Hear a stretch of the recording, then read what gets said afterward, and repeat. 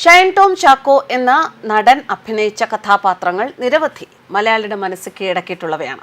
എന്നാൽ ചാനലുകൾക്ക് മുമ്പിലിരുന്ന് ധാർഷ്ട്യം നിറഞ്ഞ പെരുമാറ്റം, ഷൈൻ്റെ പേരിൽ വന്ന ചില കേസുകൾ, ഇതൊക്കെ ഷൈനെ പൂർണ്ണമായും അംഗീകരിക്കുന്നതിൽ നിന്നും മലയാളികളെ ചിന്തിപ്പിക്കുന്ന ചില കാര്യങ്ങളാണ്. നിഴലായി കൂടെ ഉണ്ടായിരുന്ന അച്ഛൻ്റെ അപ്രതീക്ഷിത വിയോഗം ഷൈനോട് അനുകമ്പ തോന്നാൻ ചിലർക്കെങ്കിലും ഒരു കാരണമായിരിക്കുകയാണ്. ഒരു പോസ്റ്റ്, ഷൈനെ പഠിപ്പിച്ചൊരു ടീച്ചറുടേതാണ് ഈ പോസ്റ്റ്. വിദ്യാഭ്യാസ കാലത്ത് ഒരുവനോട് ഇടപഴകുന്ന അധ്യാപകർക്കായിരിക്കും ആ ആളെ കൂടുതൽ അറിയുക, അല്ലേ? ആ ചിന്തയോടെ ഈ പോസ്റ്റ് വായിക്കുന്ന ആർക്കും ഷൈൻ ടോം ചാക്കോയോട് സഹതാപം തോന്നും. എന്തായാലും ഞാൻ ആ പോസ്റ്റ് വായിക്കാം. ബിന്ദു ടീച്ചർ എന്ന ഷൈനെ പഠിപ്പിച്ചിരുന്ന ഒരു ടീച്ചർ എഴുതിയ പോസ്റ്റായിട്ടാണ് ഇത് ഷെയർ ചെയ്ത് വന്നിരിക്കുന്നത്. പോസ്റ്റ് തുടങ്ങുന്നത് ഇങ്ങനെയാണ്: 10-20 കൊല്ലമെങ്കിലും ആയി കാണും. പൊന്നാനി MIയിലെ +1 ക്ലാസ്സിൽ ഇംഗ്ലീഷ് പുസ്തകവുമായി ചെല്ലുമ്പോഴാണ് ചുരുണ്ട മുടിയുള്ള മെലിഞ്ഞൊരു പയ്യൻ കണ്ണിൽപ്പെട്ടത്. ഒരു സെക്കൻഡ് കണ്ണിലേക്ക് തന്നെ നോക്കിയാൽ അവൻ്റെ കണ്ണുകൾ കീഴ്പോട്ടോ പുസ്തകത്തിലേക്കോ മാറുമായിരുന്നു. ക്ലാസ്സിൽ ഷൈൻ ചെയ്ത ടീച്ചർമാരുടെ ഗുഡ് ലിസ്റ്റിലോ വികൃതി കാണിച്ച ക്ലാസ്മേറ്റ്സിൻ്റെ ഗുഡ് ലിസ്റ്റിലോ പെടാൻ മെനക്കെടാത്ത ഒരു കക്ഷി. ഡയലോഗ് അടിയിൽ തീരെ താല്പര്യമില്ലാത്ത കുട്ടി. എന്തെങ്കിലും ചോദിച്ചാൽ തലയും മുഖവും തടവി തപ്പിത്തടഞ്ഞ് മറുപടി പറയുന്നവൻ. പുറത്ത് കണ്ടാൽ ഒരു ചെറുചിരിയിൽ പരിചയം ഒതുക്കുന്നവൻ. കലാമേളക്കാലമാവുമ്പോഴേക്കും അവൻ വേറൊരാളാവുമായിരുന്നു.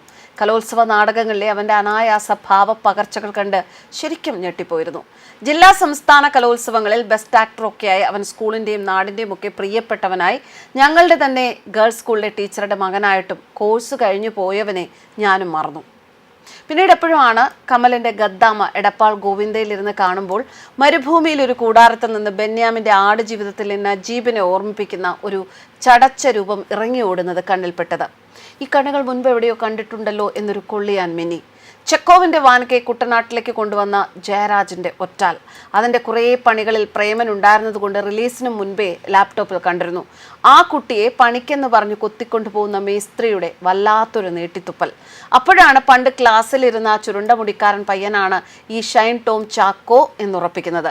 പിന്നെ കമ്മട്ടിപ്പാടത്തും പറവയിലും കുറുപ്പിലും ഭീഷ്മപർവത്തിലും ഇഷ്കിലുമൊക്കെ അവൻ്റെ കഥാപാത്രങ്ങൾ എന്നിലെ കാഴ്ചക്കാരിയിൽ വല്ലാത്തൊരു ഇടങ്ങാറുണ്ടാക്കി.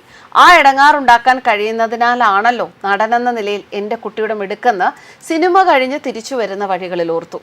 അതിനിടയ്ക്ക് മനംപിരട്ടലുണ്ടാക്കുന്ന ഓൺലൈൻ ഇൻ്റർവ്യൂ ചോദ്യങ്ങൾക്ക് ഷൈനിലെ വികൃതി പയ്യൻ ഉരുളയ്ക്ക് ഉപ്പേരി പോലെ കൊടുക്കുന്ന കിടിലൻ തർക്കുത്തരങ്ങൾ ഞാനും നന്നായി ആസ്വദിച്ചു. എൻ്റെ സ്റ്റുഡൻ്റാണ് ഷൈൻ എന്ന് പലയിടത്തും പറഞ്ഞു. വേണ്ടിടത്തെ തർക്കുത്തരങ്ങളിൽ നിൽക്കാതെ അവൻ്റെ കുരുത്തക്കേടുകൾ കുഴപ്പങ്ങളിലേക്ക് പോകുന്നത് ഞാനും കണ്ടു. ഇനി ഷൈനെ പഠിപ്പിച്ചതാണെന്ന് പറഞ്ഞ് ഞെളിയണ്ട എന്ന് പറഞ്ഞവരുമുണ്ട്. ഇഷ്ടമില്ലാത്തത് പറഞ്ഞാൽ പുച്ഛം. ഇമോജി ഇടാൻ അന്നും രണ്ടാമതൊന്നും ചിന്തിക്കാറില്ലായിരുന്നു. അതിൽ നിന്നുയർന്ന ഷൈൻ പിന്നെയും സിനിമകളിൽ എന്നെയും വിസ്മയിപ്പിച്ചു. മലയാളത്തിന് ഇങ്ങനൊരു പ്രതിഭ ഭാഗ്യമാണെന്ന് നമ്മൾ പറഞ്ഞു. അന്നൊരു രാത്രി കെട്ടിടത്തിൽ നിന്ന് താഴേക്ക് ചാടുന്ന ഈ ചങ്ങാതിയുടെ വിഷ്വൽ കണ്ടപ്പോൾ തലയിൽ കൈവച്ചുപോയി. കുരുത്തക്കേടിന് പിടിക്കപ്പെട്ട കുട്ടിയെപ്പോലെ അവൻ പിന്നെ വന്നു. അച്ഛൻ്റെ കണ്ണുനീരിന് മുന്നിൽ എല്ലാം അവസാനിപ്പിച്ച് നന്നാവാം എന്ന് ഷൈൻ വാക്കുകൊടുത്തു എന്ന് കേട്ടപ്പോൾ മനസ്സുകൊണ്ട് ഇനിയും അവനൊപ്പം തന്നെ നിൽക്കാൻ തോന്നി. ഞങ്ങൾ അമ്മമാരും ടീച്ചർമാരും അങ്ങനെയൊക്കെയാ. എത്ര വികൃതി കാട്ടിയാലും കുട്ടികളോട് ഞങ്ങൾക്ക് അങ്ങനെ തോന്നൂ. ഷൈനെ പോലൊരു മിടുക്കനാവുമ്പോൾ പ്രത്യേകിച്ചും. ജീവിതം തിരിച്ചുപിടിക്കാനുള്ള ശ്രമത്തിൽ ഒപ്പം നിൽക്കുന്ന അച്ഛനെ അവന് നഷ്ടമായി എന്ന വാർത്ത കണ്ടപ്പോൾ സങ്കടം തോന്നി. ആ നേരം നോക്കി ഷൈനെ പരിഹസിക്കാനും കുറ്റപ്പെടുത്താനും നോക്കുന്ന പലരെയും കണ്ടപ്പോഴാണ് അതിനേക്കാൾ സങ്കടം തോന്നിയത്. പ്രിയപ്പെട്ട ഷൈൻ, അച്ഛനു വേണ്ടി, അച്ഛന് കൊടുത്ത വാക്കിനു വേണ്ടി, അമ്മയ്ക്ക് വേണ്ടി നന്നായി വരിക. സിനിമയിൽ തന്നെ നിൽക്കണമെന്ന് നിനക്ക് നിർബന്ധമുണ്ടോ എന്നെനിക്കറിയില്ല. മലയാള സിനിമയിൽ നീ ഉണ്ടാവണമെന്ന് എന്നെപ്പോലെ കുറേ ആളുകൾക്ക് നല്ല നിർബന്ധമുണ്ട്. നിന്റെ ശീലം പോലെ ജീവിതത്തിൽ അഭിനയിക്കാതിരിക്കുക, സിനിമയിൽ അഭിനയിച്ച് ജീവിക്കുക. നിന്റെ പഴയ ബിന്ദു ടീച്ചർ. ഇതാണ് ആദ്യം ഞാൻ പറഞ്ഞത്. നമ്മൾ ഏറ്റവും അടുത്ത് അറിയുക നമ്മളെ പഠിപ്പിച്ച അധ്യാപകർക്കായിരിക്കും, നമ്മളോട് ആ പ്രായത്തിലൊക്കെ ഇടപഴകുന്നവർക്കായിരിക്കും.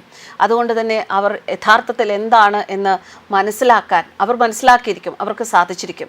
അതുകൊണ്ട് തന്നെ ടീച്ചറിൻ്റെ ഈ വാക്കുകൾക്ക് വളരെയധികം പ്രസക്തിയുണ്ട്. ഒരാൾക്ക് ഒരു പ്രശ്നമുണ്ടാകുമ്പോൾ അയാളെ മാക്സിമം ചേർത്ത് നിർത്തി തിരിച്ച് നല്ലതിൻ്റെ പാതയിലേക്ക് കൊണ്ടുവരാൻ ശ്രമിക്കുക എന്ന കടമ ഒരു സമൂഹത്തിൽ ജീവിക്കുന്ന വ്യക്തികൾ എന്ന നിലയ്ക്ക് നമുക്ക് ഓരോരുത്തർക്കുമുണ്ട്. ഷൈൻ മടങ്ങി വരട്ടെ. ഷൈൻ്റെ നല്ല ജീവിത പാതയിലേക്ക് അച്ഛന് കൊടുത്ത വാക്ക് ടീച്ചർ പറഞ്ഞതുപോലെ തന്നെ അത് പാലിക്കാൻ ഷൈൻ മടങ്ങി വരട്ടെ. News desk കർമാനസ്.